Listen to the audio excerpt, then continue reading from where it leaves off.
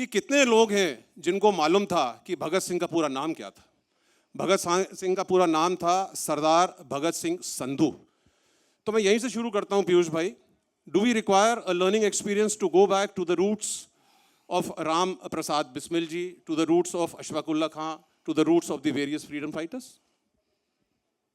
मैं पंगा ये है एक्चुअली कि पंगा है एक्चुअली कुछ गलत तरीके से इतिहास पढ़ाया गया है, कुछ गलत जहर पी के हम आपके जवान होंगे वो पढ़ाया गया। अब भगत सिंह यार, भगत सिंह, सरदार भगत सिंह,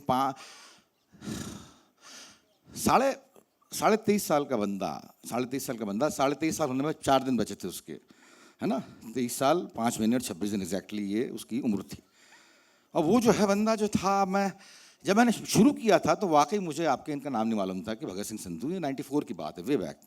अच्छा, उस वक्त मैं अच्छा बंदा नहीं था, साफ बतला दूं, मैं अच्छा बंदा नहीं था, शराबखोर था, 50 किस्म के ऐप थे मुझ में, बहुत आवारगर्द था, बहुत जंगली किस्म बंदा था। आप लोग मुझे बुलाते नहीं अगर उस वक्त हालात बन जाते तो, है ना। तो आपके मतलब इस तरीके की चीज़ थी। तो उस वक्त जो है ये बंदा टकराया था मुझसे मेरे दोस्त था एनके शर्मा, एक्ट 1 का डायरेक्टर था वो, एक्ट 1 मेरा ग्रुप था। उसने मुझसे कहा था कि यार एक नाटक करते हैं, आपके अगला नाटक हम करते हैं, बड़े क्रांतिकारी प्लेस किया करते थे हम लोग। तो उसने कहा था कि गगन दमाव बाज्य एक सूक्ति है कबीर साहब की, और बाद में जो है आपकी इसमें इस्तेमाल हुई है गुरु ग्रंथ साहिब में। तो ये वो नाम मिल गया और भगत सिंह पर नाटक करते हैं। तो मैं नाटक करता था, लिखता भी था। तो मैंने कहा कर देंगे यार, क्या बुरी बात है। तो मैंने पढ़ना शुरू किया। मैंने कहा कि मुझे लगा कि विपिन चंद्रा की किताब से आपके एक बंदा निकल कर आता है सरदार भगत सिंह, तो मैं उसके ज़िंदगी में नाटक लिख दूंगा। अब करते करते मालूम पड़ा यार, बीच में मालूम पड़ा कि जो है तो मतलब आपके, मैं अजीब सी चीज़ पढ़ रहा हूँ। मुझे ताज्जुब हुआ कि आज तक किसी और ने ये चीज़ क्यों नहीं पढ़ी। और फ़र्क ये था कि मैं एक्टर था। तो जब ये आना शुरू हुआ मेरे सामने, तो मैंने धीमे धीमे करके इसको इमेजिन करना शुरू किया। मैं सरदार के बहुत करीब पहुंच गया। मुझ में और विपिन चंद्रा में क्या फ़र्क है कि वो उसके करीब नहीं पहुंचे, कोई भी इतिहासकार इसके करीब नहीं पहुंचा। जबकि भगत सिंह के बारे में रिसर्च मुझसे अधिक की है लोगों ने, लोग बाग अधिक जानते हैं, लोगों का पैशन बड़ा ज़बरदस्त, पैशनेटली इन्वॉल्व है उसके साथ। तो मैं धीमे धीमे करके आपके मैं इमेजिन किया मैंने, और अपना तरीका था एक्टिंग का। तो करते करते करते मैं उनके नज़दीक पहुंच गया कि मैं उनको छूने लगा। ये उनके नाक है, ये उनके कान है, ये उनकी शक्ल है, और इस तरह से बात कर रहे हैं मुझसे। मैं फर्स्ट पर्सन बात कर रहा हूँ। मैं उनसे बात करता है कि यार सरदार तुम क्या मतलब अजीब से आदमी हो, क्या बोला मचा कर चले गए तुम, इतनी सी कम उम्र में आपके तुम मर भी गए, तुम 50 बातें भी कह गए, लिख कर बोल गए, इतनी सी कम उम्र में तुम महात्मा गांधी से आगे बढ़ गए पॉपुलरिटी में, परम आदरणीय महात्मा गांधी से आगे। 1931 में जब उनकी डेथ हुई थी, तो उस वक्त वो 1930 और 31 सरदार भगत सिंह एक ऐसा नाम था जो परम आदरणीय महात्मा गांधी के आगे बढ़ गया था। अपने कांग्रेस के जो है आपके मतलब बहुत ही अजीज लोग जो हैं, पंडित नेहरू, मोतीलाल नेहरू, सुभाष चंद्र बोस, ये सब जो इनके पक्ष में आ गए थे कि यार इसको बचाया जाए किस तरीके से। और ये बंदा पागल था, ये बंदा क्रैकी रहा होगा, ऐसे बंदे क्रैकी होते हैं। सेन माइंड में तो कोई ऐसे कर नहीं सकता। पिताजी कह रहे हैं कि यार माफ़ी मांग ले तू, आपके मतलब तेरी उम्र क्या तो बदल जाएगी सज़ा। कहने लगे माफ़ी मांग लेता हूँ। माफ़ी मांग लिया आपने कि हाँ भाई मैं माफ़ी मांगता हूँ, मुझे आपके मतलब मुझे फांसी पर नहीं चढ़ाया जाए। सब लोग खुश हो गए। कहने लगे we are political prisoners, we should be shot dead. हमको गोली मार देनी चाहिए, हमको फांसी नहीं चाहिए। फांसी अरे गहरे नत्था देते हैं फांसी, और लोग चल रहे डकैती डालते हैं जो खून करते हैं, हमने खून नहीं किया है। We are political prisoners, we should be shot dead. और साथ में आपके मुझे लगा कि यार ये लेजेंड क्यों आपके मतलब इतना हीरो क्यों है, इस पर फिल्म क्यों नहीं बननी चाहिए। 5 फुट 10 इंच का गोरा बंदा, गोरा चिट्टा सरदार, जिसको लड़कियों से बचाते बचाते राजगुरु बोलते हैं, हिस्टोरिकल स्टेटमेंट है उनका कि हमारी दम निकल जाया करती थी। ऐसा बंदा जिसको लड़कियों से बचाते बचाते हमारी दम निकल जाती है, ऐसा बंदा मुझे लगा यार खड़ूस बंदा होगा, लड़कियों में इंटरेस्ट नहीं होगा, क्रांति की बातें करता रहता होगा। तो मैंने और पढ़ा तो मालूम पड़ा कि यार वो तो आपके मतलब बड़ा दिलदार बंदा था। इश्क, कहने लगा इश्क बहुत बड़ी चीज़ है, बहुत बढ़िया चीज़ है, लेकिन अभी करने का यार हमको हक नहीं बनता, अभी करने का हमको हक नहीं बनता। अभी हम गुलाम मुल्क के नागरिक हैं सुखदेव, और इस वक्त जो है इश्क जैसी पाक साफ चीज़ के लिए आबो हवा ठीक नहीं है। करेंगे ना अगली बार जब पैदा होंगे, जब खुले मिजाज बाकायदा आपके प्रेमिका को भाव में लेंगे और प्यार करेंगे उसको। अभी नहीं करेंगे यार, अभी क्या मर जाएंगे साला। एक खत लिखा महात्मा गांधी ने इनकी पूरी की पूरी आपके फलसफे पर सवाल करते हो, तो आपने एक और खत मार दिया, फिलॉसफी ऑफ बम।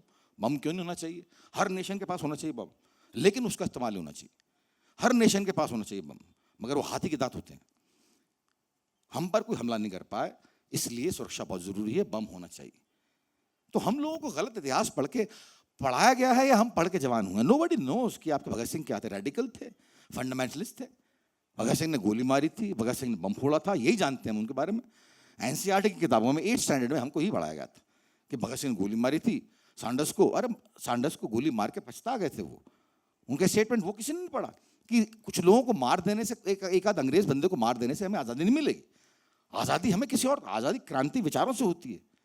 और बम हमने इसलिए फेंका था कि उस जगह फेंका था जहां पर एक भी बंदा नहीं खड़ा हो, क्योंकि बहरों को सुनाने के लिए धमाके की जरूरत थी। हमने वहां बम इसलिए फेंका था कि वहां पर प्रेस थी, और बंदा इसलिए, अच्छा आसपास भी ऐसे बंदे अजीब, राजगुरु एक और ही अजीब कॉमेडी, मतलब वो आपके संस्कृत में स्नातक थे काशी विद्यापीठ से या बनारस, काशी विद्यापीठ से मेरे ख्याल से। वो अलग ही क्रैक बंदे, अलग ही क्रैक बंदे। उनका कंपटीशन भगत सिंह से ऐसा कि यार मैं पहले मरूंगा, ये पहले क्यों मरेगा। पंडित आजाद बोलते हैं कि ये जाके बम फेंके, इसी की पेशकश थी, तो बम यही क्यों फेंके, मैं क्यों नहीं फेंकूं। तो उन्होंने कहा तुम फेंक नहीं सकते क्योंकि उसके बाद में वहां पर बातें करनी पड़ेंगी, मैं कर लूंगा। उन्होंने कहा तुम्हारी अंग्रेजी खराब है, मैं सीख लूंगा। अबे तुम्हारी अंग्रेजी खराब है, मैं सीख लूंगा, क्यों नहीं हो सकता ऐसा। वहां पर आर्गुमेंट करना पड़ेगा, मैं कर लूंगा। इसको आगे नहीं जाने दूंगा। किस चीज में मरने के लिए आगे नहीं जाने दूंगा। ये पहले नहीं मरेगा, पहले मैं मरूंगा।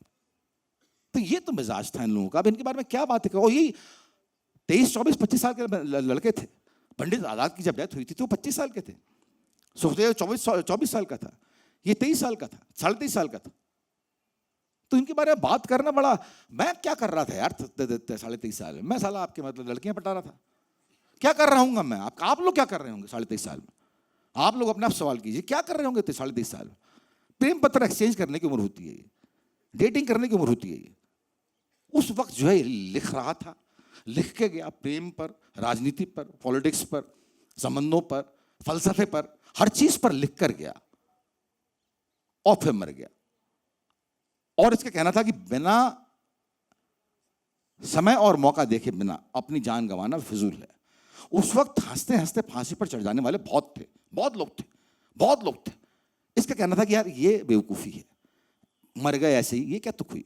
मरने के बाद में हमारी मौत जो है कुछ और क्रांति पैदा करती है या नहीं, ये बहुत जरूरी है।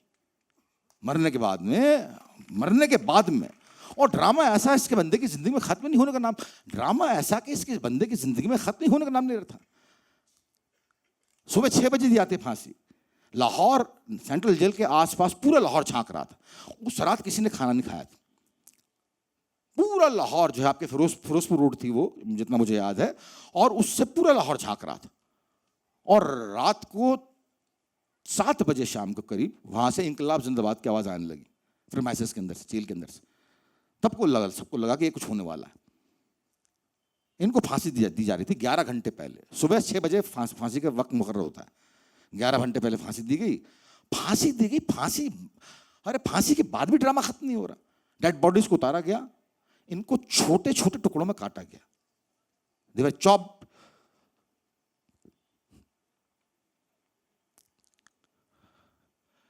Into pieces. उसके बाद में जेल की पिछली दीवार तोड़ी गई या टूट चुकी थी या एक दिन पहले तोड़ ली गई थी, प्लान्ड होगा मेरे ख्याल से। उसके बाद बोरे में भर के इनको अंदर ठूसा गया। उसके बाद इनको फिरोजपुर रातों रात रवाना कर दिया गया। वहां पर सतलुज के जो पहला गाना है ना, सतलुज के दूसरे किनारे पर, वो सतलुज को वोट देने के लिए क्या गया है, सतलुज के 13 और 14 नंबर पे खंभों पर जाके इनको नीचे फेंक दिया गया। ऐसा वहां जलाया गया इनको। वहां पर कुछ लोग बैठे हुए थे, हाथ ताप रहे थे। वो लोग उन्हें कुछ फिशी लगा, वो दौड़ कर आए तो इनको अधजली हालत में नीचे फेंक दिया गया सतलुज में।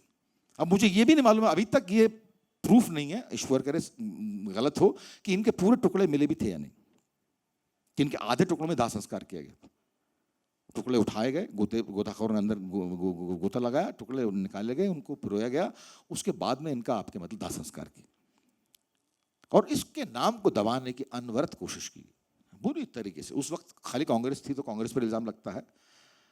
बुरी तरीके से कोशिश की। इनके जो है पत्रों को जलाया गया, इनकी दस्तावेजों को जलाया गया, अनाप शनाप तरीके से इस नाम को डुबाने की कोशिश की, खत्म करने की कोशिश की। लेकिन वो बहुत बड़ा आदमी था, वो बहुत बड़ा आदमी था, बहुत ही बड़ा आदमी था। इकलौता बंदा है जिसके नाम पर कोई कंट्रोवर्सी ही नहीं है। ना हिंदुस्तान में, ना पाकिस्तान में, ना पंजाब में, ना लखनऊ में कोई कंट्रोवर्सी, ना हिंदुओं में, ना मुसलमान में, कहीं कंट्रोवर्सी नहीं है, ना जैनों में, बौद्धों में, कहीं कंट्रोवर्सी नहीं। मैं सरदार भगत सिंह हूँ।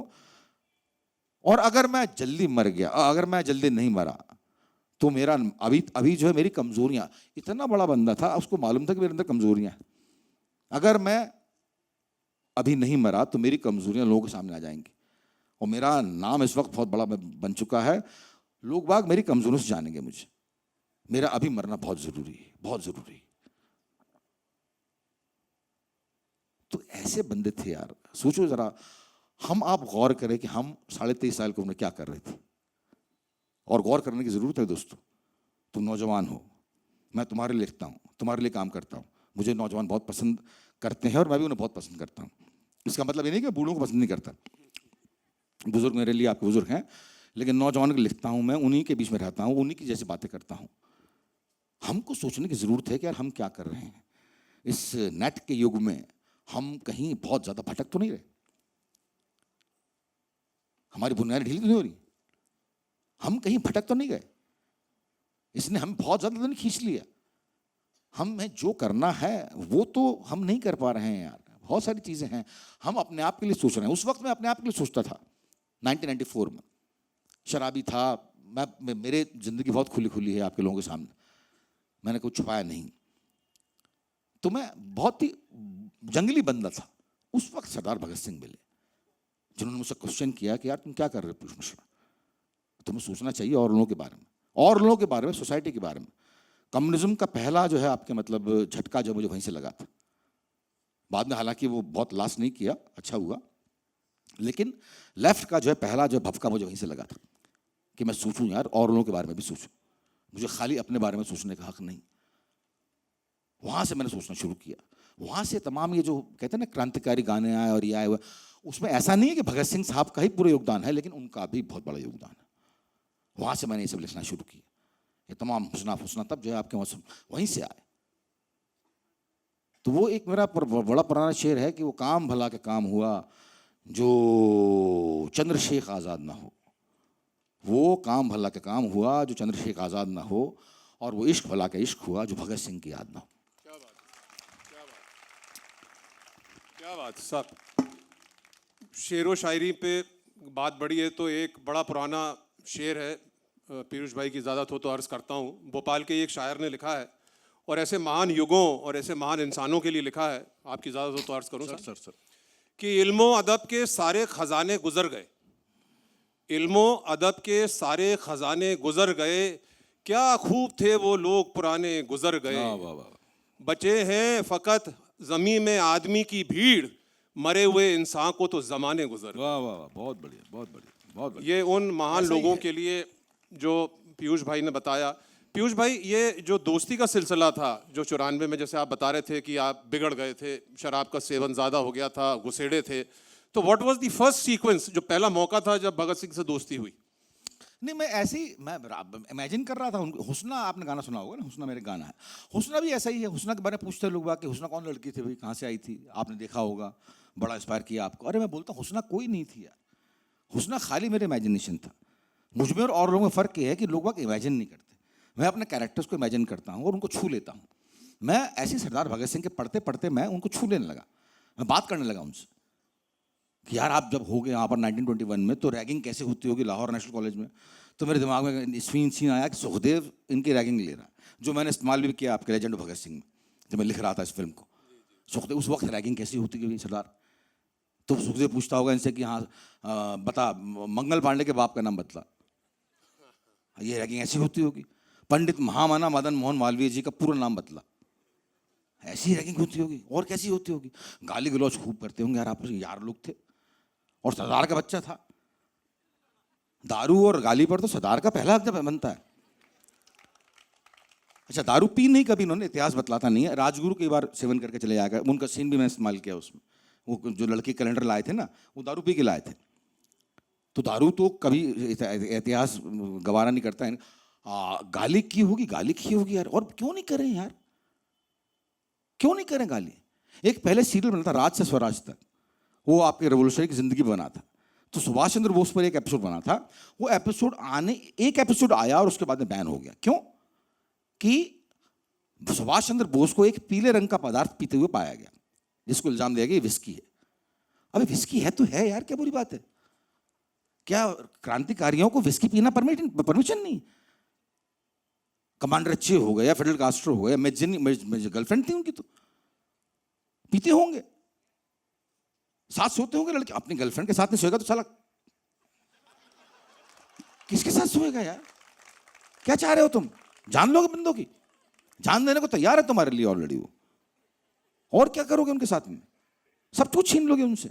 दिन रात क्रांति की बातें करें। अरे क्रांति पुरानी हो जाती है यार, ऐसे बासी बासी मुझसे क्रांति होती है। वो काम भला का काम हुआ जिस काम का बोझा सर पे हो, और वो इश्क भला का इश्क हुआ जिस इश्क का चर्चा घर पे हो। तो आप इतना मायूस होके, इतना उदास होके क्या क्रांति करेंगे और क्या काम करेंगे? और जब तक सारा नहीं, अरे लड़की बहुत बड़ी चीज होती है, लड़की बहुत बड़ी चीज होती है, लेकिन सबसे बड़ी चीज नहीं होती, लेकिन बहुत बड़ी चीज होती है। एक वक्त में आपके मतलब एक वक्त में जवानी में आपके लड़की के लिए लड़का, लड़का की लड़की बहुत बड़ी चीज होती है। आप सोचते हैं इंस्पिरेशन मिलती है, फिर आप एक को छोड़ते हैं दूसरी पे, वो भी बहुत जरूरी है, बहुत जरूरी है, वो बहुत जरूरी है। दिल टूटना बहुत जरूरी है, दिल टूटना बहुत जरूरी। तुम्हारी जनरेशन, एक्चुअली मैं बार बार बोलता हूं, तुम्हारी जनरेशन के साथ में दिक्कत ही है कि तुम्हारा दिल नहीं टूटता। और तुम्हारा जो वो है ना, क्या नाम है आपके वो, हाँ मैं कई बार बोल चुका हूँ, या मैं कई बार बता चुका हूँ कि तुम्हें खत लिखने नहीं आते यार। खत चले गए, वो काम भला का काम हुआ जो कंप्यूटर पे खटखट हो, वो इश्क भला का इश्क हुआ जिसमें ना चिट्ठी ना खत हो। खत लिखने जिसको नहीं आया उसने क्या प्रेम किया? भाई व्हाट्सएप पर प्रेम होता है कहीं? आई लव यू बोल दिया, लव का भी LOV लगा दिया उसमें, और लव हो गया साला। पिटा हुआ आशिक, टूटा हुआ दिल का बंदा होना, वो कॉन्सेप्ट चला गया मोहल्लेबाजियों में। ये बंदा जो है आपके, इसका दिल टूटा हुआ, दाढ़ी भरी हुई है, कंधे पे झोला है, अभी आपके पहाड़ी पे जाके मुकेश के गाना गाना शुरू कर देगा। वो कॉन्सेप्ट ही अलग था, वो कॉन्सेप्ट ही अलग था। ये बहुत रोता है, बहुत इसकी आंखें लाल रहती हैं, शराब बहुत पीता है। खत की तो बात ही छोड़ दो। ये तो वो कॉन्सेप्ट चला गया, मतलब आपके इश्क का जो है कॉन्सेप्ट चला गया, मतलब प्यार करने का कॉन्सेप्ट चला गया तुम्हारा। तो अभी साला यहाँ दिल टूटा नहीं कि उधर रिबाउंड हो जाता है तुम्हारा। तो दिल टूटने का मौका नहीं मिलता, बीच में कहीं गैप ही नहीं है, यहाँ से वहाँ सीधा ब्रेकअप हुआ, रिबाउंड हो गया, बात ही खत्म हो गई। तो कम से कम तोड़ो तो यार, दिल तो तोड़ो कम से कम।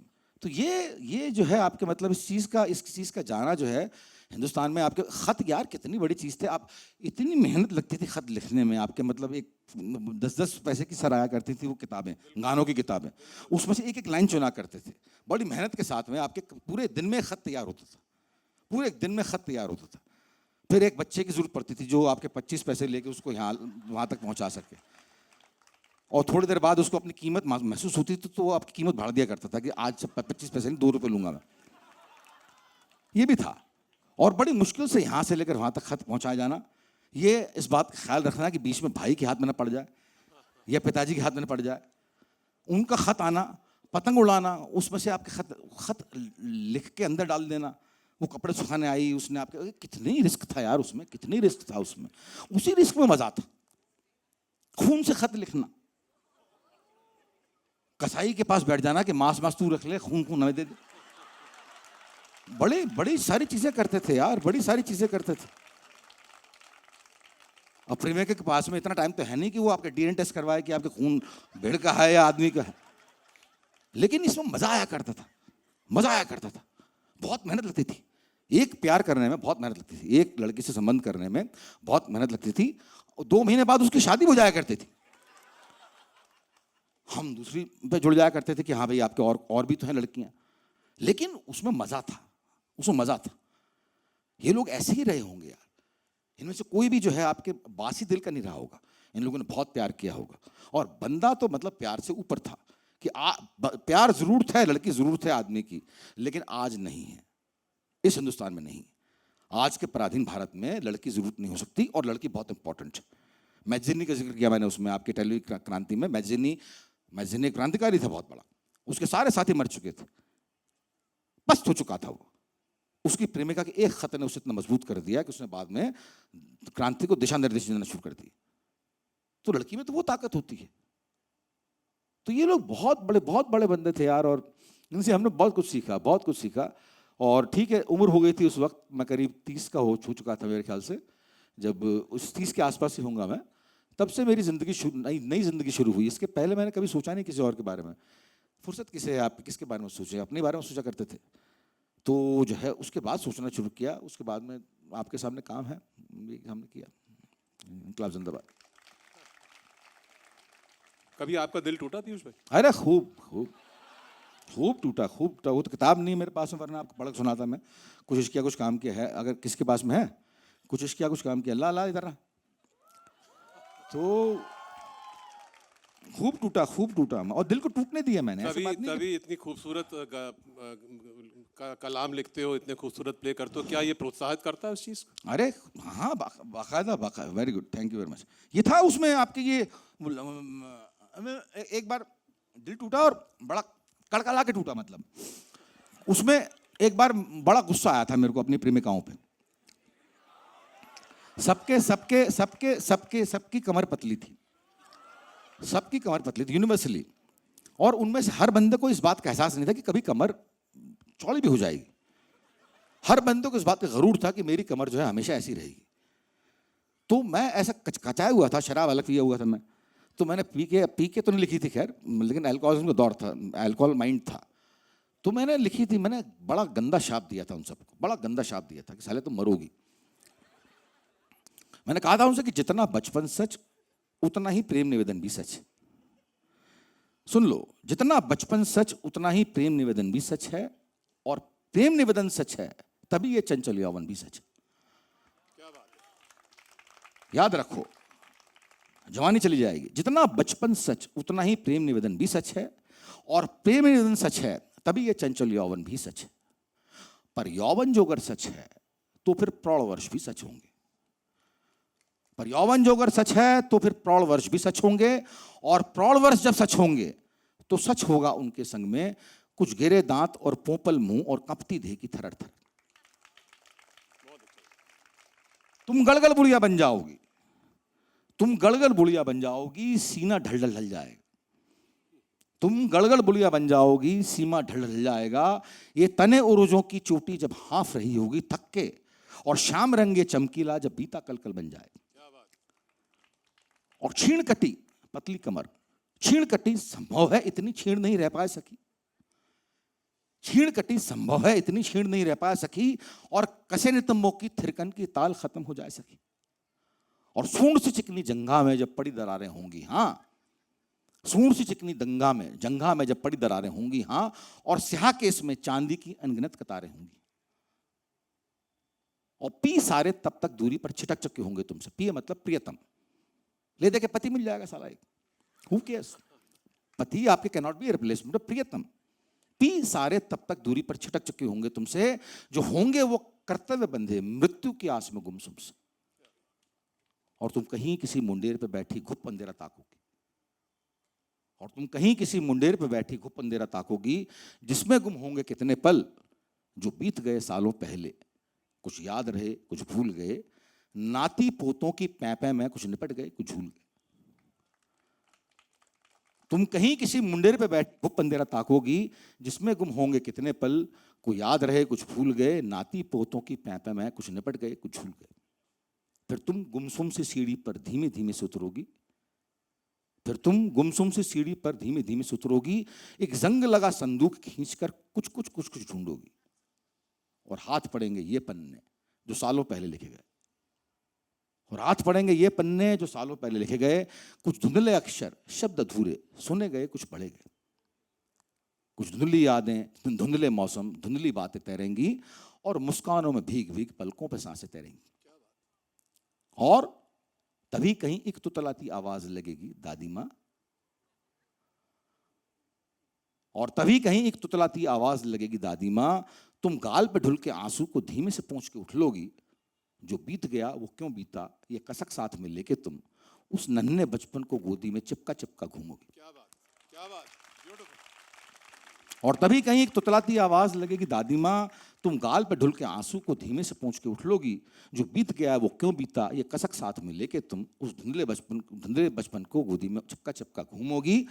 और तब आएगा याद तुम्हें कि कभी किसी ने बोला था, और तब आएगा याद तुम्हें कि कभी किसी ने बोला था कि यौवन उतना सत्य नहीं, वो एक बार ही आता है।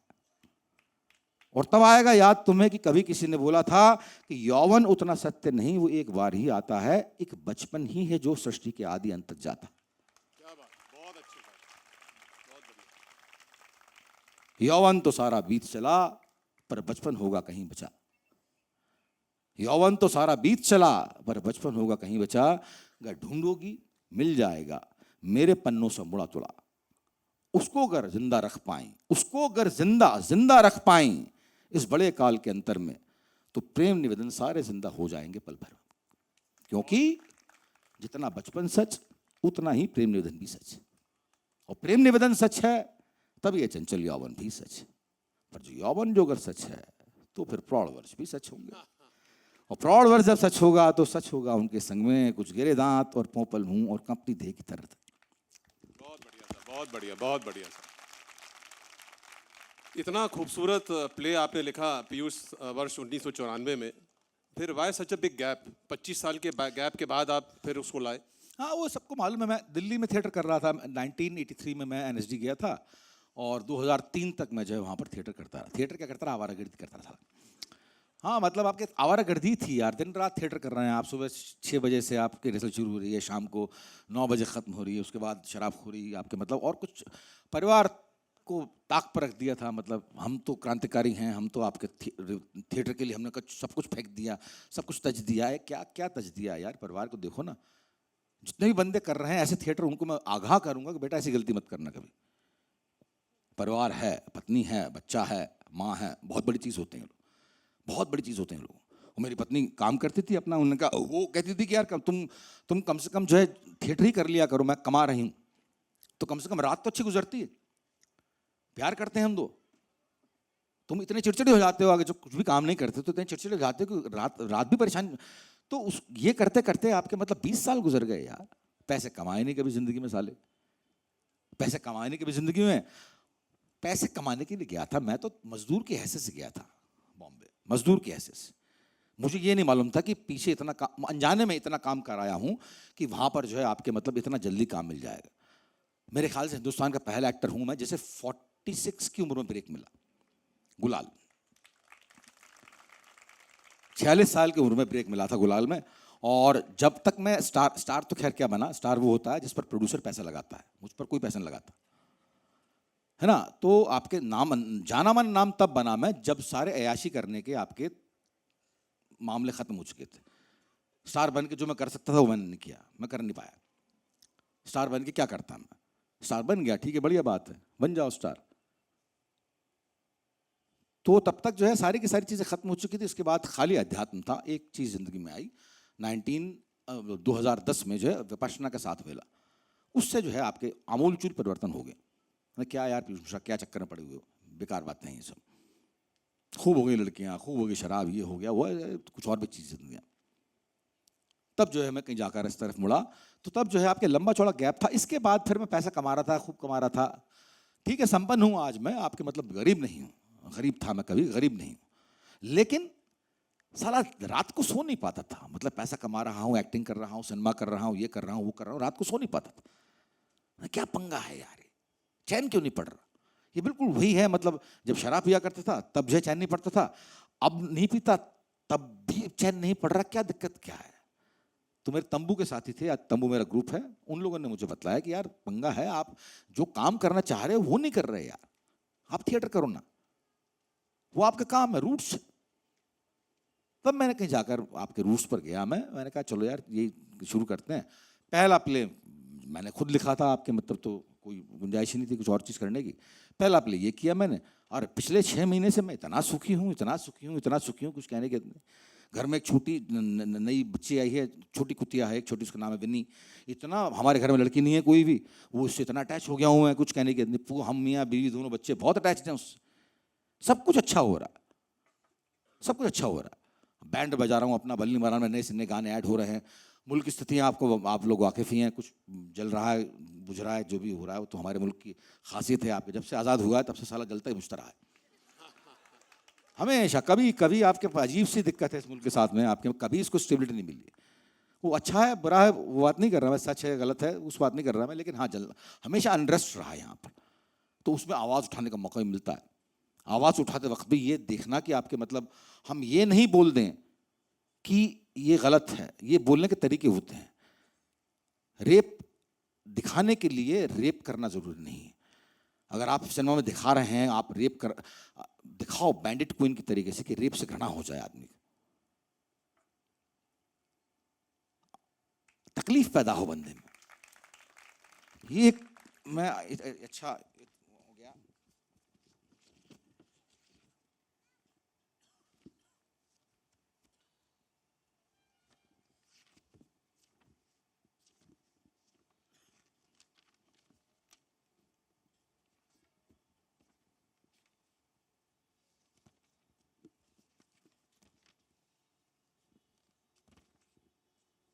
ये देखो ना ये रेप पर याद आया। आप मैं बोलता हूँ कई बार कि जो लड़की पर पोइट्री सुनाऊँ तो सब बोलते हैं कि हाँ सुनाओ सुनाओ सुनाओ, तो बोलता हूँ कि सुन नहीं पाओगे क्योंकि लड़की है 5 साल की और उसका हुआ है रेप।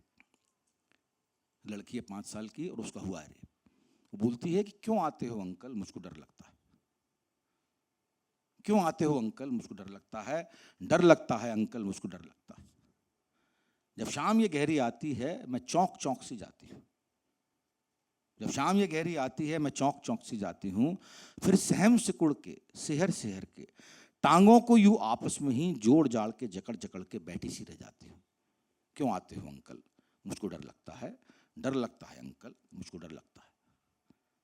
फिर आंखों को यूं मीच माच के पेशानी पे आई पसीना बूंदों को मैं पिघला करके पूंछ पाँच के हिलक हिलक के हिच हिच रो जाती हूँ। क्यों आते हो अंकल मुझको डर लगता है, डर लगता है अंकल मुझको डर लगता है। उस बंद पलक के उबले आंसू हाय सिसकती डब को मैं कोशिश करके रुका रुका के हलक से निकली खौफजदा उस चीख को ऐसे दबा दबा के ढहती ढहती जाती हूँ। क्यों आते हो अंकल मुझको डर लगता है, डर लगता है अंकल मुझको डर लगता है। और तुम चचाजाद हो या मामा या ताऊ के छोटे भाई हो, इन्हीं में से होते हैं लोग। तुम चचाजाद हो या मामा या ताऊ के छोटे भाई हो, अम्मा हंस के कल बोल रही थी उनके दूर जमाई हो। तुम चचाजाद हो या मामा या ताऊ के छोटे भाई हो, अम्मा हंस के कल बोल रही थी उनके दूर जमाई हो। तुम जहर जलेबी लाते हो मैं खा तो उसको जाती हूँ, तुम जहर जलेबी लाते हो मैं खा तो उसको जाती हूँ, पर गाल पे मसले नाखूनों की टीस को यूं ही भींच भांच के रूती सी रह जाती हूँ। अंकल बस इतना ध्यान करो कि कहीं तुम्हारे घर में भी एक छोटी सी बच्ची होगी। अंकल बस इतना ध्यान करो कि कहीं तुम्हारे घर में भी एक छोटी सी बच्ची होगी जो नहीं सहन कर पाएगी जो मेरे साथ में करते हो।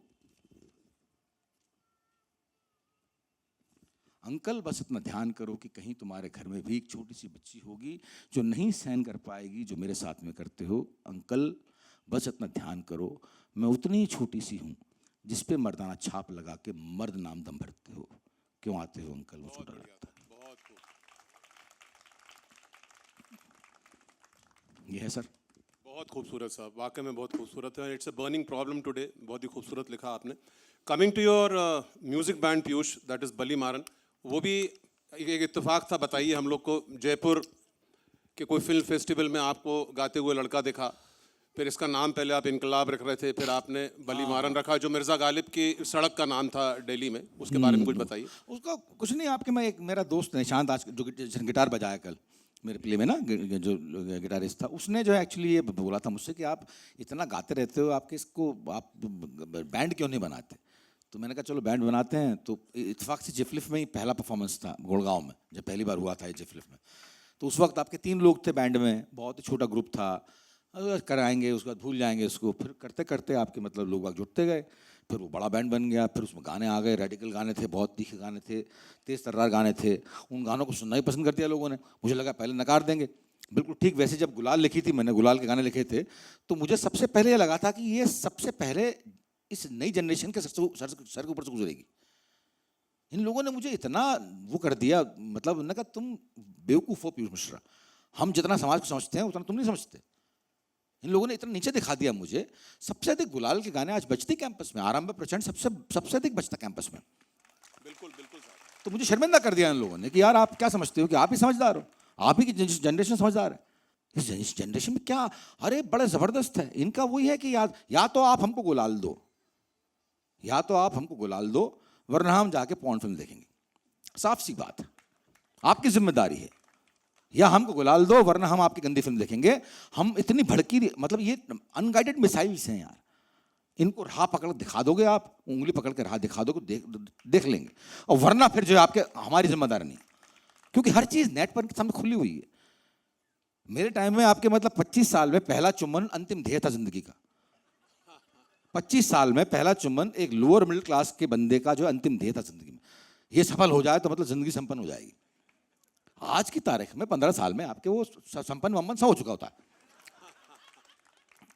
और आज अच्छा ही है, अच्छा ही है। उसको क्या टारगेट बना के चले यार, संपन्न कर करा के आगे बढ़ो। बहुत काम करने हैं तुम्हें, बहुत काम करने हैं तुम्हें। तो इसीलिए बोल रहा हूं कि ये इस जनरेशन ने मुझे बड़ा शर्मिंदा किया है। तो ऐसे ही मैं कहां से शुरू हुआ था यार, मैं कहीं और चला गया मैं। हाँ बली मारन बैंड, हाँ बैंड। उसमें ऐसे गाने जुट चले गए बहुत सारे। तो करते करते करते करते आज अब तो आजकल तो इतना, अब ये 2 और गाने ऐड कर रहा हूँ उसमें, बहुत ही रेडिकल सॉन्ग।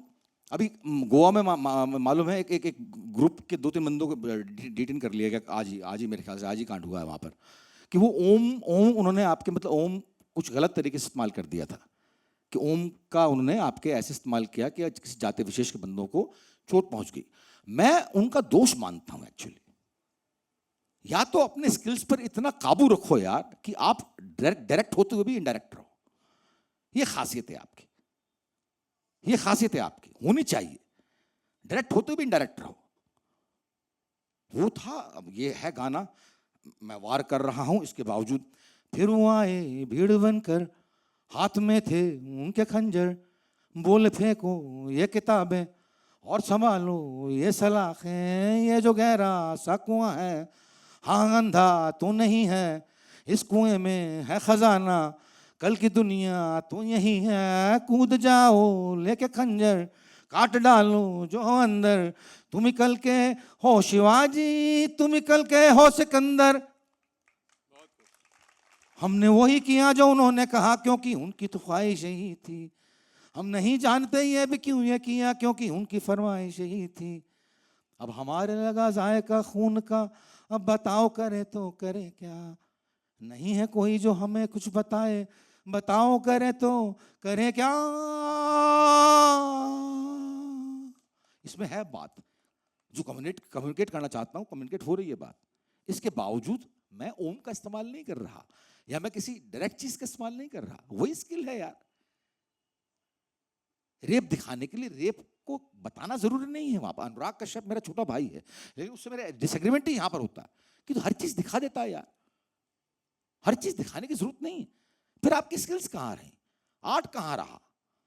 एब्स्ट्रैक्ट आर्ट बहुत बहुत मतलब देखकर लगता है कि ये कुछ बोलने की कोशिश कर रहे हैं, लेकिन फिर भी साफ साफ साफ नहीं बतलाते वो लोग। इसी में आपकी स्किल है। तो ये मेरी आदत है एक्चुअली। मैं कहीं से शुरू करता हूँ, कहीं पहुंच जाता हूँ। तो आपको कोई बात नहीं साहब, हाँ, बिल्कुल। तो ये है ये हाँ, बल्ली महारान का इतिहास। तो बल्ली महारान ये है, कभी आपको मौका मिले तो देखने जरूर आइएगा। बहुत बढ़िया गाने हैं उसमें, और एक भी सिनेमा का गाना नहीं है उसमें, और उसमें आपको मजा आएगा। अब ताली तो बता दीजिए। ये बली मारन को अपन जिफलिफ ही बुलाएंगे। तो अब ये सफर जो थिएटर का आपने रीस्टार्ट किया है, द म्यूजिकल ग्रुप रीस्टार्ट किया, Piyush, you plan to continue with that बिल्कुल और बिल्कुल, अरे बिल्कुल, फॉर अ लॉन्गर पीरियड? बिल्कुल क्यों- लॉन्गेस्ट पीरियड। जो इसको तो बढ़ाऊंगा। फिल्मों का जैसे आपका, मैं पढ़ रहा था, फिल्मों का 2 दायरा रहा आपका। एक वर्ष 1998 में आप गए, then again you came back again, then you went permanently 2003, जब पहली फिल्म आपको दिल से मिली थी मणि रत्नम की। नहीं, वो तो 98 में मिली थी मुझे। मैं वो दिल्ली में मिली थी मुझे। अच्छा, you got that in Delhi. पहली फिल्म जो है मणिरत्नम की, उसमें शाहरुख खान, उसमें मनीषा कोइराला, प्रीति मेरे साथ लॉन्च हुई थी आपके। मैं और प्रीति एक साथ लॉन्च हुए थे उस फिल्म में। तो वो उस वक्त मिली थी मुझे, तब भी दिल्ली में मिली थी। दिल्ली की नीमराना फोर्ट, जयपुर की, उसके बाद में आपके, मैं तब भी नहीं गया था। तब मैं थिएटर कर रहा था यार, तब मज़ा आ रहा था, बड़ा मज़ा आ रहा था। इसीलिए जब मैं यहाँ से रुखसत हुआ आपके बॉम्बे के लिए, जब मैं गया तो मीडिया ने मुझसे बहुत सवाल किए कि आप थिएटर करते थे, the last loyalist of theatre is living theatre. तो मैंने कहा तुमने उस वक्त पूछा था मुझसे जब मैं खाली थिएटर करता था, क्यों थिएटर करते हो? करता हूं, मेरी मर्जी है, छोड़ दिया मेरी मर्जी है, करता हूं मेरी मर्जी है, आप छोड़ दिया मेरी मर्जी है। बहुत ही दुखी होकर मैं छोड़ा था और ओथ ली थी कि मैं अभी कभी थिएटर नहीं करूंगा। अरे यार फिजिकली ड्रेन हो गए, स्क्वीज कर लिया था मुझे इमोशनली आपके मजा। और थिएटर वो तो कर नहीं पाते थे हम कि 3-4 घंटे थिएटर किया और हम संतुष्ट हो गए। अरे यार लगते थे उसमें, लगते थे। दिन भर की थकन के बाद में आपका रहा जो है आपके सास वो शराब ले जाया करती थी, निचुड़ जाया करते थे, निचुड़ जाया करते थे। लिटरली रात को सोने का मतलब सोते समय होश हवास नहीं रहता था कि कहाँ सो रहे हैं, किसके पास सो रहे हैं और कैसे सो रहे हैं, मतलब टूट जाया करते थे। मैंने अब कभी रुख नहीं करूंगा थिएटर। फिर लेकिन हो गया, आपके संपन्न हो गया, तो फिर लगा कि यार मतलब कोई चीज़ मिस हो रही है और ये चीज़ मिस हो रही थी, बहुत ज़ोर से मिस हो रही थी, बहुत ज़ोर से मिस हो रही थी। और अब शुरुआत ही यहाँ से की है गगन नवाबाज जैसे। मेरे पास मेरे अपने लिखे हुए बहुत सारे प्लेस हैं जो कभी काम में नहीं आए, आपके 3-4 शोज या 8 शोज होकर रह गए। अब जो है मैं उनको आपके रिफ्रेश होके अपनी अपनी ऑडियंस के सामने, तुम लोग हो, तुम्हारे सामने लाना पसंद करूंगा। बहुत सारे प्लेस हैं मेरे पास में इंशाल्लाह, बहुत बहुत बहुत कुछ। वर्ष 1994 में जब आपने ये प्ले लिखा था पीयूष, तो आपके हिंदू कॉलेज के कुछ लोगों से मेरी बातचीत हो रही थी, तो श्री राम सेंटर में आपका प्ले होने वाला था जो शायद किसी कारणवश नहीं हुआ था। तो आपका बड़ा क्रेज़ था दिल्ली में, जो लोग बोलते थे शाहरुख खान की एंट्री हुई थी, कोई सुपरस्टार नहीं था, और पीयूष मिश्रा एक ऐसा आदमी था जो हारमोनियम लेके बड़ा हैंडसम सा आदमी था। ऐसा कुछ था क्या साहब? जब मैंने हिंदू कॉलेज के लोगों से सुना, फिर वो बाकायदा हिंदू कॉलेज से वहाँ श्री राम सेंटर गए और वो प्ले नहीं कर पाए, फिर आप वापस आए, अच्छा, बाहर अच्छा, आए, अच्छा, हाँ। उनसे बोला भाई चले जाओ कल करूंगा। तो क्या ऐसा कुछ था साहब, दीवानगी थी क्या अरे दिल्ली में? नहीं, वो उस दिन उसने श्री राम सेंटर में क्या हुआ था कि उस दिन आपके वो आप जिस वाकये की बात कर रहे हैं ना, जी जी। उस वक्त जो है उस शो हमारा कैंसिल हो गया था क्योंकि वहाँ पर उन लोगों ने आपके एसी नहीं था, एसी उस दिन ऑफ था और एसी का किराया पूरे दिन पड़ रहा था हमको। तो हम झगड़ गए थे उनसे कि आपके मतलब क्या बदतमीजी है, तो ऐसा करके जो उस दिन शो कैंसिल हो गया था, उस बंदे ने लिखा था मेरे बारे में कि आपके वो, अरे ऐसे बकवास कर दी थी उसने, ऐसा बोला था कि शाहरुख खान हमारा ये था और वो था। मुझे मालूम नहीं हैंडसम था कि नहीं, मुझे मालूम नहीं, लेकिन जो है आपके यहाँ मुझे प्यार बहुत करते थे लोग बाग, और करते होंगे यार क्योंकि मैं भी प्यार करता था। तुम लोग अगर प्यार करते हो मुझे तो क्यों नहीं करोगे? अगर मैं तुमसे प्यार कर रहा हूँ तो दुनिया की कोई ताकत नहीं है जो तुम्हें मुझसे प्यार करने से रोक सके।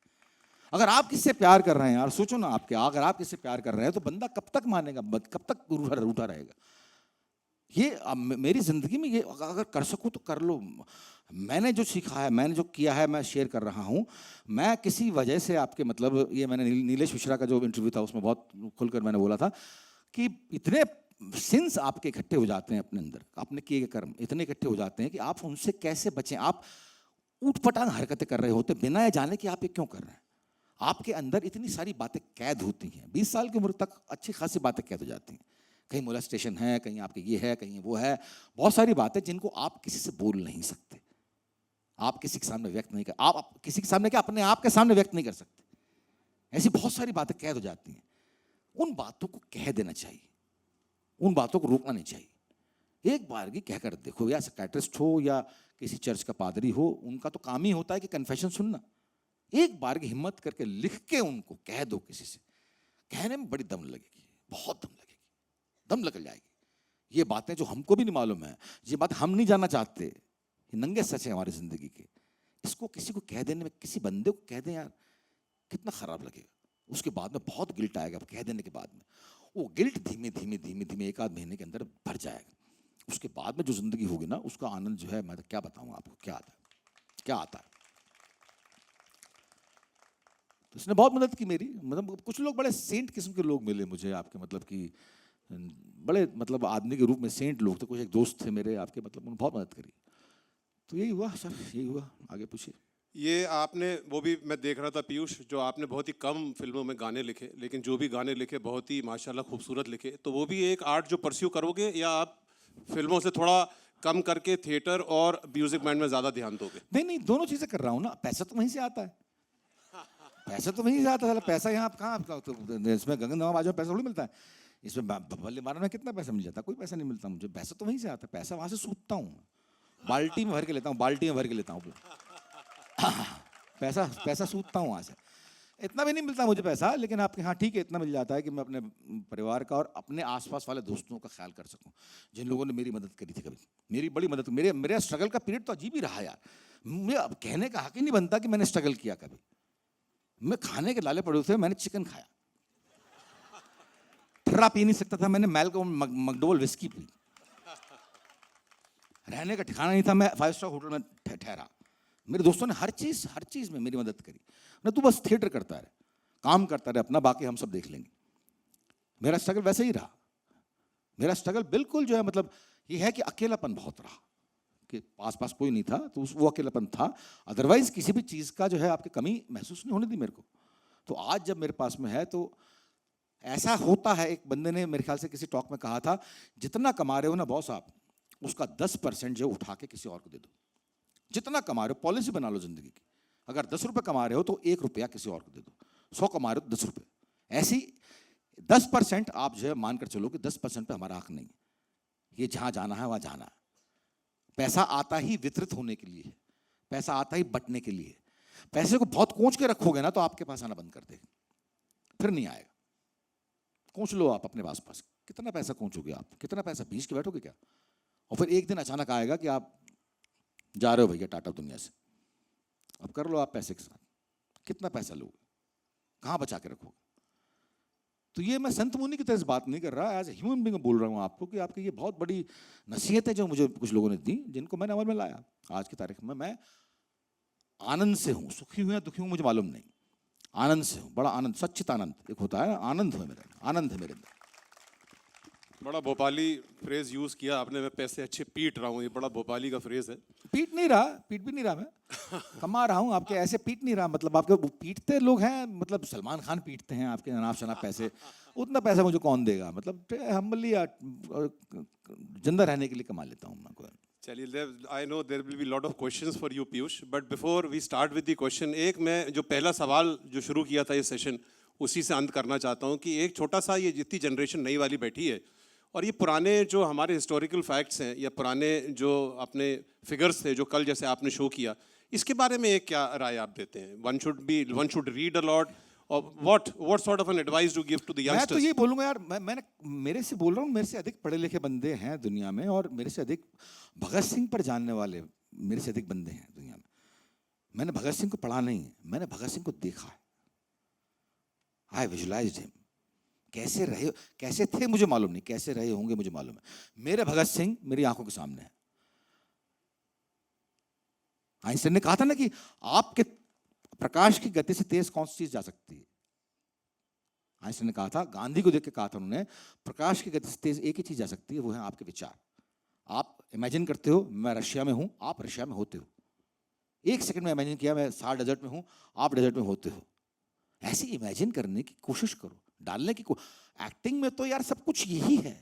हर बंदा पूछता है कि आप एक्टिंग के बारे में इतनी सारी कंफ्यूजन है इस वक्त कि भाई कैसे पढ़ाई जाए, कैसे कोचिंग दी जाए, कैसे कोचिंग ली जाए। अरे सब बेवकूफियां हैं। एक चीज है इमेजिन करना, पूरा विजुलाइज कर लो, सोचो मत उसके बारे में, सोचो मत उसके बारे में। भगत सिंह के बारे में सोचता रहता तो मैं कभी कुछ नहीं कर पाता। सोचो मत उसके बारे में, विजुलाइज कर लो, आंखों के सामने से निकाल दो कि ऐसे रहे होंगे भगत सिंह। उसके बाद में आपके भगत सिंह आपके पास में रहेंगे, इनके भगत सिंह इनके पास में रहेंगे। भगत सिंह कैसे थे किसी ने देखा नहीं, कोई जानता नहीं उनको, लेकिन हम सब के अलग अलग 5 लोग विजुलाइज करेंगे, 5 लोगों के भगत सिंह अपने अपने भगत सिंह उनके पास में रहेंगे। तब कहीं जाकर आप 5 के 5 ग्रो कर सकोगे। ऐसे ही भगत सिंह के बारे में किसी भी चीज के बारे में जानने के लिए पढ़ना जरूरी है, जानकारी हासिल करना जरूरी है, लेकिन जानकारी हासिल करने के बाद में उसको विजुलाइज करना बहुत जरूरी है। विजुलाइज कर रहा हूं मैं, विजुलाइज करूंगा, तीखा इमेजिनेशन हो जाता है उससे। तो वहां से आप मालूम करते, आप ज्ञान आप कैसे बढ़ता है। अदरवाइज नॉलेज तो बुकिश नॉलेज है आपकी, तो जो कोई भी स्कॉलर है पढ़ सकता है और बोल सकता है, क्लेम कर सकता है कि हाँ भाई मैं जानता हूँ उनके बारे में। लेकिन आप इतना नजदीकी से कैसे जानते हैं? बात करो उनसे यार, बात करो उनसे। उस जगह को विजुलाइज करो जहां पर खड़े हैं वो। लाहौर नेशनल कॉलेज विजुलाइज करो, ग्वालियर विजुलाइज करो,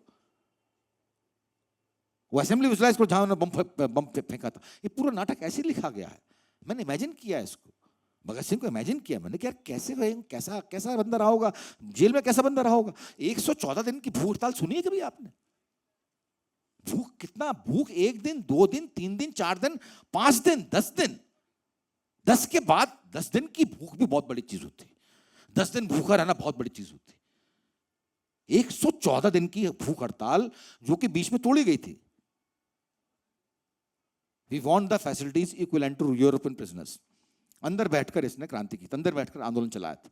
इनकलाब जिंदाबाद, इनकलाब जिंदाबाद, कंप्लीट इंडिपेंडेंस का नारा इसी का था।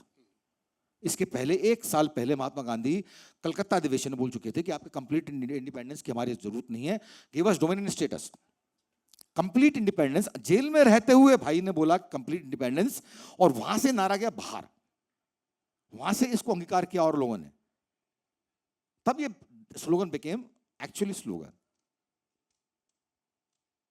पूर्ण स्वराज्य का नारा। रावी के किनारे जब पंडित नेहरू को इनको झक मार के स्वीकार करना पड़ा कि बॉस इसके बिना, अंदर इतना भड़क चुका था वो नारा, जेल के अंदर यार, जेल के अंदर बतलाओ, क्रांति करूंगा जेल के अंदर जाके करूंगा।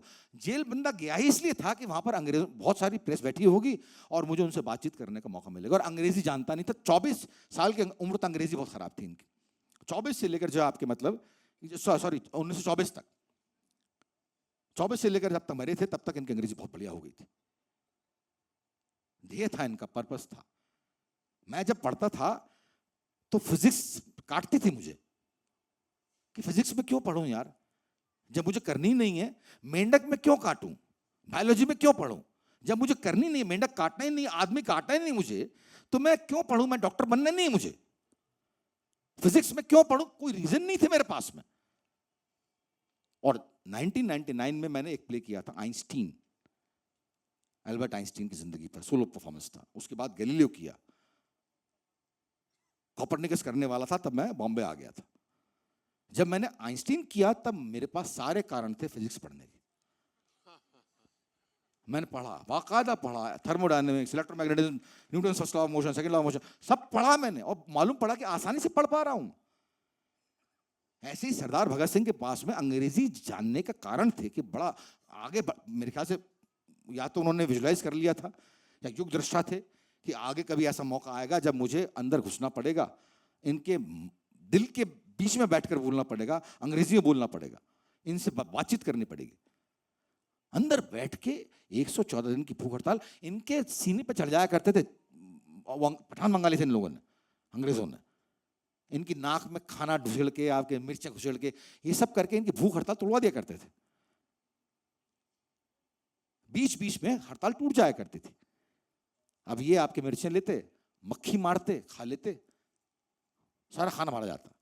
मेडिकल टेस्ट होता है ना वहां पर आपके, मतलब इसमें कि आपने भूख हड़ताल मेंटेन सस्टेन की है कि नहीं, आपके पेट में अनाज है कि नहीं। दूध डाल दिया करते थे इनके अंदर पेट में, नाक से डाल दिया करते थे। भाई लोग जो है मिर्ची खा लिया करते थे, भाई लोग मक्खी मार के खा लिया करते थे, पूरा खाना भाड़ा जाया करता था। मेडिकल जांच में कुछ मिलता नहीं था। ऐसे करते करते और ऐसे करके इन्होंने मांगे मंगवा ली। We want the facilities equivalent to European prisoners because we are political prisoners. खून नहीं किया हमने किसी का, शूट अस डेड, गोली मारो, गोली मारो हमें। फांसी क्या साली, फांसी फांसी मिलती है टुच्चों को, हमें गोली मारो, वी डिजर्व बुलेट। ये मजाज था इनका। और आप लोगों में जितने लोग ने पोइट्री पढ़ी है, जितने लोगों से मैं अभी तक जितने नौजवानों से मिला हूं मैं जिंदगी में, सबके अंदर मैंने वही जज्बा देखा है, वही जज्बा देखा। पंगा यही है कि आपके दिशा निर्देशन करने वाला कोई नहीं मिलता। मेरे केस में मिल गया, कभी मेरे केस में एन.के. शर्मा था मेरा दोस्त, कभी एक रवि उपाध्याय था मेरा दोस्त, कभी 3-4 लोग मिल गए। उसके बाद में मैंने खुद निर्देशन देना शुरू कर दिया। तो वो सेंस ऑफ रियलाइजेशन था मुझ में। अगर आप खुद करोगे, कोशिश करोगे तो यार बहुत, अरे यार इतनी सारी आपके अंदर इतनी सारी चीजें हैं, हम खुद नहीं जानते। लोग मुझसे पूछते हैं कि इतने सारे काम कैसे करता हूं मैं, ये भी कर लेता हूं, वो भी कर लेता हूं। मैं कहता हूं कि आप लोग अपनी रेंज नहीं जानते यार। ये जितने पोइट्री पढ़ रहे हैं, अगर कुछ और काम कर, कुछ और भी करने की कोशिश करें तो मालूम पड़ेगा कि ये और भी बहुत कुछ कर सकते हैं। आप लोग इतने प्रभावित होकर मेरे पास आते हैं कि प्लीज एक फोटोग्राफी सेल्फी खिंचवा लो, मैं खिंचवा लेता हूं। लेकिन यही आस करता हूं कि बॉस कभी ऐसा कुछ काम करो कि लोग तुम्हारे पास सेल्फी खिंचवाने आए। क्या बात है सर, वेरी नाइस।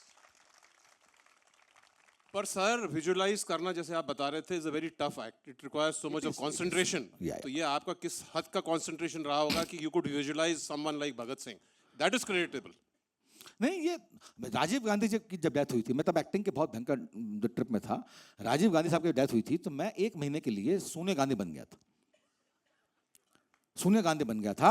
मैंने इमेजिन किया था कि मैं सोचा नहीं था, मैंने माइंड यू सोचा नहीं था मैंने, सोनिया गांधी बन गया था मैं कि कैसे जो है आपके मतलब इनको जब 10 जनपद मेरा दिखा वो नहीं था, 10 जनपद मैंने इमेजिन किया था कैसा रहा होगा मेरा 10 जनपद मेरे पास में था। कब कब उनको खबर मिली होगी कि आपके पति की डेथ हो गई, शिव परम क्या नाम परम बदूर जो भी जब मारा गया था उनको, तो वहां पर ऐसी डेथ हो गई। अब इतना कर लिया तो मालूम पड़ा कि मैं इसके पहले भी जाऊं, तो मैं पहले आ गया। मैंने एक बार देखा था कि राजीव गांधी और सोनिया गांधी कोका कोला की बॉटल्स खरीद के जो है, उस वक्त he was just pilot, politics में तब दखलंदाजी नहीं थी उनकी, तो खान मार्केट से आपके ये लोग जो है बोतलें खरीद के जा रहे थे। वो विजुअल मेरे दिमाग में चिपक गया। करते करते मैं और पीछे गया, मैंने कहीं तो मिले होंगे ये, इटली में मिले होंगे। इटली में कहाँ मिले थे ये मैंने विजुलाइज कर लिया। सोनिया गांधी कैसी रही होंगी, उनका भाई रहा होगा, मुझे मालूम नहीं भाई रहा कि नहीं, मैंने विजुलाइज कर लिया कि भाई था उनका। मैंने विजुलाइज कर लिया कहाँ मिले थे ये लोग। वो जगह बतलाऊंगा नहीं, बड़ी खतरनाक जगह है जो मैंने विजुलाइज की थी, लेकिन बड़ी बड़ी आपत्तिजनक जगह है वो, इसलिए बतलाऊंगा नहीं, लेकिन मैंने विजुलाइज कर ली। मैंने ज्वलन देखा उनको बाकायदा कि हाँ यहाँ मिल रहे हैं, इनके मिलन को देखा मैंने बाकायदा। करते करते मैं जितना ज्यादा, और ये लगातार लगातार मेरी फिल्म में विजुअल्स जुड़ते गए जुड़ते गए जुड़ते गए, और उस 1 महीने बाद में पूरा सोनिया गांधी बना हुआ था। I was Sonia Gandhi. तो ये आदत पड़ती है एक्चुअली, शुरू शुरू में बहुत परेशानी होती है, आदत एक बार पड़ जाए उसके बाद में क्या हिस्ट्री, क्या ज्योग्राफी, क्या एक्टिंग, क्या सब चीज जो है आपके ये होती है seconds. Very well said, sir. Visualization is the main thing. So now we can start with the questions from the audience. Naveen, mic अगर मिल जाए. Good evening sir. Good evening sir भूख तो बहुत है सवालों की, कुछ तो मिल भी है यहाँ पे। अभी मैंने रिसेंटली आपका इंटरव्यू देखा नीरज मिश्रा जी के साथ में, तो काफ़ी खुल के बोले आप, हर चीज़ के बारे में पूरी लाइफ जर्नी बोली आपने। सर सबसे पहला क्वेश्चन ये है कि जैसे आप सब कुछ हो गया, उसके बाद यूएस गए, तो वहाँ पे आपको पैरालाइज हुआ था और बहुत सी चीज़ें ऐसी भी हुई फादर के साथ, मदर के साथ, और पर्सनल लाइफ में भी। तो सर उस चीज़ों से आपसे मतलब निकले कैसे बाहर? बोला ना, वही तो यार, ये मैं और क्या बोल रहा हूँ 2 घंटे से। सॉरी सर, बट फिर भी अगर कुछ बता पाएँ तो। हाँ, निकले कैसे मतलब ऐसे ही निकला मैं, ऐसे ही निकला मतलब आपके ये जूझते जूझते कि आपके ये मेरी गलती थी। पहली बात तो गलती को स्वीकार करना आना चाहिए। आपने कर लिया, फिर आप किसी और के सामने, एक व्यक्ति के सामने जाकर स्वीकार कर लो, जैसे कि आपको आपका गिल्ट हट जाए। उसके बाद धीमे धीमे वो आपके फील होना शुरू होता है। ऐसे ही हुआ, ऐसे ही हुआ। Thank you. प्रणाम सर। प्रणाम मैं जी। वत्सला चौबे हूँ। मैं आपसे पूछना चाहती हूँ कि आपने अपनी पहली पोएट्री कब लिखी थी? आप उस टाइम कितने अरे बेटा एज बहुत थे? पहले लिखी थी मैंने, 8th या 10th में था मैं तब, उस वक्त पता नहीं कौन कैसे सी? जिंदा हो हाँ तुम कोई शक नहीं, सांस लेते हुए देखा मैंने भी है, हाथ और पैरों और जिस्म को हरकतें खूब देते हुए देखा मैंने भी है, अब भले ही ये करते हुए होंठ तुम दर्द सहते हुए सख्त सी लेते हो, अब है इतना भी कम क्या तुम्हारे लिए, खूब अपनी समझ में तो जी लेते हो। क्या बात है, क्या बात, क्या बात। ये कैसे लिख गया मुझे मालूम नहीं, कैसे लिख गया मुझे मालूम नहीं। आज अगर उठाता हूँ तो आज उन लोगों को लगता है कि मैंने आज लिखी है। ये बड़ी मैच्योर पोएट्री है। मुझे भी लगता है इसके बाद के शेर मैंने और जोड़े तो आज मुझे लगता है कि मैंने आज लिखी है, लेकिन ये उस वक्त की लिखी हुई थी। अब मैं कैसे कर गया? लोग बाग कहते हैं कि जब नवाज को काम मिल सकता है तो साल हमें क्यों नहीं मिल सकता? अरे बाबा, उसमें है कुछ एक्स फैक्टर, वो आप में नहीं है। एक्स फैक्टर एक चीज होती है, एक्स फैक्टर, कुछ एक्स फैक्टर नवाजुद्दीन सिद्दीकी में है जो आप में नहीं है। तो आप वक्त पर रियलाइज कर लो कि मैं एक्टर हूं या नहीं। अब आप बोलते हो कि भाई जॉन अब्राहम एक्टर हो सकता है, तो मैं क्यों नहीं एक्टर हो सकता? अरे बाबा, उसमें है, सुंदर है, खूबसूरत है, आप नहीं हो। कुछ तो है उसमें ना, कुछ तो है उसमें जो आप, मैं अपने आप को कंपैरिजन नहीं करता उससे कि हाँ भाई खूबसूरत है, मुझसे लंबा तलंगा है, लंबाई है, अच्छी खासी कसी हुई बॉडी है, और वो चीज़ मेरे पास में नहीं है। रिजॉइस द फैक्ट जो आपके पास में है। आपके पास में और बहुत सारी चीज़ें हैं जो उसके पास में नहीं होंगी। आपके पास में बहुत सारी चीजें ऐसी होंगी जो और किसी के पास में नहीं हो सकती। उस चीज को जानने की कोशिश करो कि तुम्हारे पास में क्या चीजें हैं यार। तुम्हारे पास में बहुत सारी चीजें हो सकती हैं। सर मेरा सवाल ये था सर कि मैं आपका दर्शक हूँ, गैंग्स ऑफ वासेपुर में सबसे पहले आपकी फिल्म देखी थी। हाँ हो, अच्छा हाँ। हाँ, उसके बाद सर हम ढूंढने लगे गुलाल और मकबूल जैसे। गैंग्स ऑफ वासेपुर में आपने चांद और रोटी को एक साथ किया था, मैं वो कहानी जानना चाहता हूँ। यार कोई कहानी नहीं है उसके पीछे, मैंने लिख दिया था, एक साधारण पोइट्री थी और वो इतनी मशहूर हो गई कि लोगों ने उसमें आपके मतलब चांद क्या था, रोटी क्या थी, मैं कभी कुछ किया नहीं मैंने उसमें यार। कोई उसमें कोई इंटेलेक्चुअल गुंतला नहीं था उसमें। मैंने सीधे लिख दिया था। मैं ऐसे ही विजुलाइज करता हूँ, ऐसे ही लिखता हूँ, मैं ऐसे ही लिखता हूँ, ऐसे ही लिख पाता हूँ मैं। मेरी खासियत है कि वो खासियत है मुझ में, वो मुझे मालूम है कि बहुत लोगों की लिखने में नहीं है जो मेरे पास में है। ऐसे ही मैं ये भी समझता हूँ कि बहुत लोगों के पास वो होगा जो मेरे पास में नहीं है। अभी उन लोगों ने पोइट्री पढ़ी, मुझे रश्क हुआ यार कि यार इतनी बढ़िया पोइट्री। तुम वो 14 साल की बच्ची थी, मुझे लगा कि मैं ऐसी अंग्रेजी और इस तरीके की पोइट्री मैं नहीं लिख सकता। लेकिन साथ में फिर ये भी है, इसका गिल्ट नहीं है, इस साथ में फिर ये भी है कि मैं जैसे कर सकता हूँ ऐसा कोई और नहीं कर सकता। तो ये आरंभ प्रचंड हो गया, या एक बगल में चांद हो गया, या घर हो गया, या हुस्ना हो गया, या ये सब चीज़ें मुझे मालूम है कि लोग बाग पसंद करते हैं क्योंकि यूनिक है। हर बंदा अपने आप में यूनिक है। और लोग हैं तो मैं भी हूं, और लोग हैं तो मैं भी हूं। बस बात खत्म हो गई। Very well said sir. Yes, question next. या बोल ऐसे ही बोल दे यार। नहीं, माइक जल्दी दे दो। अरे माइक माइक क्या करेगा माइक उसमें साला। अरे सर, फैसिलिटी है तो यूज कर लेते हैं। हाँ Good evening, sir. What I could conclude from your play yesterday night and today's discussion is that history is a very powerful tool that has been distorted so many times. And what we get as a picture as students here, right here, and people generally studying history is a very distorted picture. Very distorted. History to us is always a black and white picture, whereas it is a very gray area. So what do you think is could be a plausible solution as to solve this distortion of history? कुछ नहीं हो सकता। वो तो लिख दिया गया, वो एक्सेप्ट करना पड़ेगा यार। वो जो उन लोगों ने लिख दिया है ना, आप उसको नलिफाई नहीं कर सकते। जो लिख दिया वो तो पढ़ना पड़ेगा आपको, जो लिख दिया पढ़ना पड़ेगा। इसके बाद में आपको देखना पड़ेगा क्या हो सकती है हिस्ट्री, प्रोबेबिलिटी क्या रही होगी। अपनी हिस्ट्री तलाश करने की कोशिश करो कि क्या रही होगी। यही इमेजिनेशन है। जो लिख दिया आपकी जो एनसीईआरटी की किताबों में है वो तो आपको एक्सेप्ट करना पड़ेगा, वरना पापा मारेंगे, टीचर मारेगा, है ना। अब आपको देखना पड़ेगा, वो है पर्सनल जर्नी, वो है पर्सनल जर्नी। मुझसे आपके वो केमिस्ट्री में होता है ना, क्या नाम है, मॉलिक्यूल्स होते हैं, कुछ डोनर्स होते हैं, कुछ एक्सेप्टर्स होते हैं। तो आपके वो था, तो मेरे को उसमें लगता था कि यार ये तो they behave like human beings. तो मैं जाके टीचर से बोलता, मैडम मेरे को तो आपको लगता है कि ये they behave like human beings. तो उन्होंने कहा मारूंगी पकड़ साले, आपके जो पढ़ा जा रहा हो पढ़। अरे मैंने कहा पढ़ा जा रहा है पढ़, मुझे लगता है कि ह्यूमन बींग्स हैं ये तो टेढ़ा दिमाग था, मैं कुछ और सोचता था, लेकिन वो उस वक्त काम में नहीं आया। बाद में जब मैंने किया, आइंस्टीन किया, गैलीलियो किया, तब मेरी इमेजिनेशन काम में आई, तब मेरा पूरा जो है अपना सब्जेक्ट मेरी पकड़ में था। तो उस वक्त तो वही पढ़ना पड़ता, जो क्या करोगे बेटा आप, क्या करो, वही पढ़ना पड़ता जो पढ़ाते हैं आप। ऐसा ही है हर जगह, ऐसा ही, हर जगह सही। चल, I think we go to one of the last 2 questions of the day. चल भाई चल, बोल जल्दी बोल। बोल। हाँ All these things, how important are they for us? And sir, how did it help you, and what new could you figure out in life? I would want to know यार that. मैं तो चाहूंगा कि हर बंदा, मैं तो बहुत promote करता हूँ, जो ये 10 महीने का कोर्स करते हो यार, तुम लोग अभी बहुत जवान हो तुम लोग। मैंने इतने लेट की, मेरे को अफसोस है इस बात का। अभी अगर कराए ना तुम 10 महीने का कोर्स, और अगर किसी की, वो कोई गारंटी नहीं है, अगर किसी की समझ में आ गया कि ये लोग क्या चाहते हैं। हर बंदा कई लोगों को मैंने कोर्स, मेरे दोस्त हैं, तूने खामखा बोल दिया, हम चले गए वहां पर, कुछ समझ में नहीं आया, ऐसे भी लोग हैं। लेकिन अगर एक बंदे की भी समझ में आ गया कि ये लोग क्या चाहते हैं तुमसे, तो बॉस अगर इतना काम कर रहे हो तो इतना काम करोगे जिंदगी में। यकीन मानो, जाकर एक बार देखो कम से कम, और स्ट्रेस करके देखो कि यार बॉस पीयूष ने कहा था तो कुछ तो होगा इसमें फायदा। It is Rajyoga basically. There is no difference between Rajyoga and Vipassana. Vipassana को बहुत ही सरल करके गोयंका साहब ने बतला दिया है कि बॉस ये योग है, ये राजयोग है।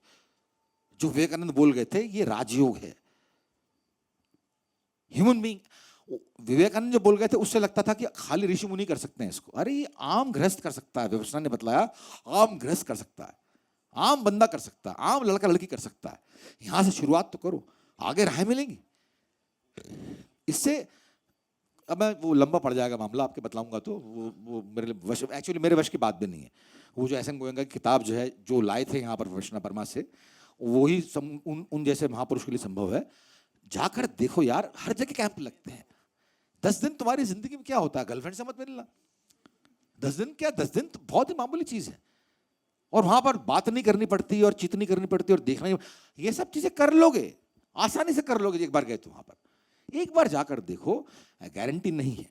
अगर किसी को समझ में आ गया तो फिर तो बॉस कहने ही क्या है, और अगर नहीं समझ में आया तो फिर यहाँ पे आके फिर जिंदगी शुरू कर देना, क्या बुरी बात।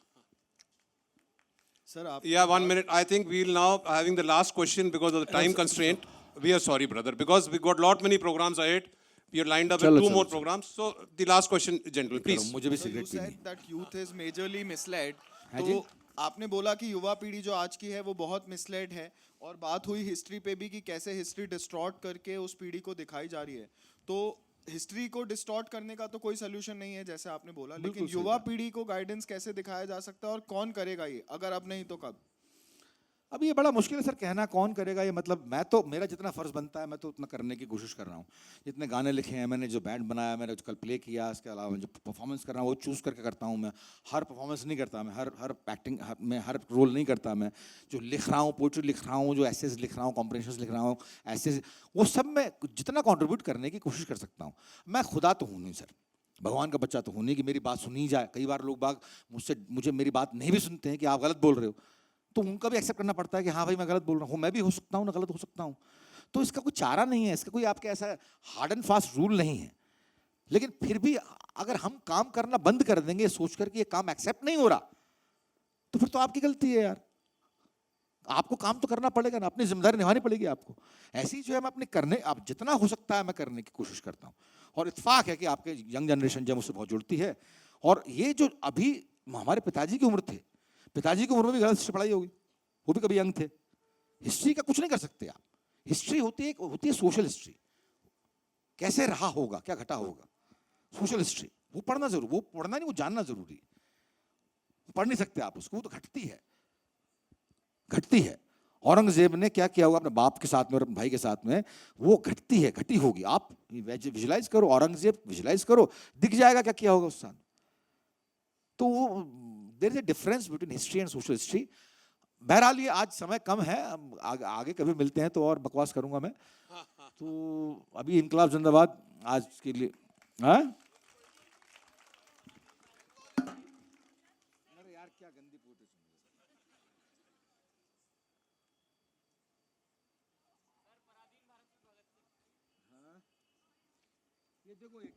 ये देखो एक, अरे चुप रहना है हुस्ना, एक उबलता शेर कहें तो एक, मैं ये पंगा है कि मेरी पोट्री में रेडिकलनेस आती है। अब मैं उसका कुछ नहीं कर सकता, मुझे कहाँ से आती है कहाँ से नहीं आती है मुझे, मैं जानता भी नहीं। मेरे पिताजी आपके लोअर अपर डिवीज़न क्लर्क थे, मेरे घर में किसी ने रिवॉल्यूशन नहीं किया, मेरे घर में कोई एक्टर नहीं रहा, मैं कहाँ से हो गया मुझे मालूम नहीं। ऐसे ही अगर मैं हो गया तो मैं अपने बच्चे से एक्सपेक्ट नहीं कर सकता कि वो भी एक्टर हो। वो आज की तारीख में फुटबॉल खेलता है, होटल में काम करता है, तो इसलिए उनको लिबर्टी है। तो ये आनुवांशिक गुण इसके पीछे नहीं हो सकते, पैतृक गुण इसके पीछे नहीं हो सकते। इसका मतलब यह है कि रीइंकार्नेशन हम किसी नोट पर छोड़कर आए हैं अपनी पुरानी जिंदगी, तभी कहीं जाकर अल्फ्रेड मोजार्ट जो है आपके, उसने 6 साल की उम्र में पहली सिम्फनी कंपोज कर ली थी। कहाँ से आई भाई, कैसे कर ली थी उसने? किसी नोट पर छूटा होगा, वो पक्का यकीन है मुझे, किसी नोट पर छूटा होगा। तो आज की तारीख में मैं लेफ्टिस्ट दोस्त बहुत मुझे बोलते हैं कि यार तू क्या बातें करता है, पुराना जीवन और ये, मैं करता हूँ और मैं करता रहूँगा, और अगर नहीं भी करता तो मैं मानता रहूँगा, बिलीव करता रहूँगा। तो ये एक उबलता शेर, ये आखिरी है, एक उबलता शेर कहें तो, ये नहीं सुनी होगी तुम लोगों ने। ये कौन देश का शायर है? शायर हमेशा शायरी की बात करें तो लड़की की बात क्यों करें, औरत की बात क्यों करें, श्रृंगार की बात क्यों करें? ये कौन देश का शायर है जो संग में बारूद ढूंढता है? ये कौन देश का शायर है जो संग में बारूद ढूंढता है? ये कौन देश की जमीन है जिस पे गजल धमाका होता है? ये कौन देश का शायर है जो संग में बारूद ढूंढता है? ये कौन देश की जमीन है जिस पे गजल धमाका होता है? ये कौन देश की महक है जिसमें जहर मिलावट दिखती है? ये कौन देश की चुनरी जिसकी गलत बनावट दिखती है? ये कौन देश की दुल्हन है जिसकी आंखों में सुर्खी है? ये कौन देश की तान है जिसकी ठाए ठाए से मुर्की? ये कौन देश की दुल्हन है जिसकी आंखों में सुर्खी है? ये कौन देश की तान है जिसकी ठाए ठाए से मुर्की है? ये कौन देश का हंगामा जो खाली खाली लगता है?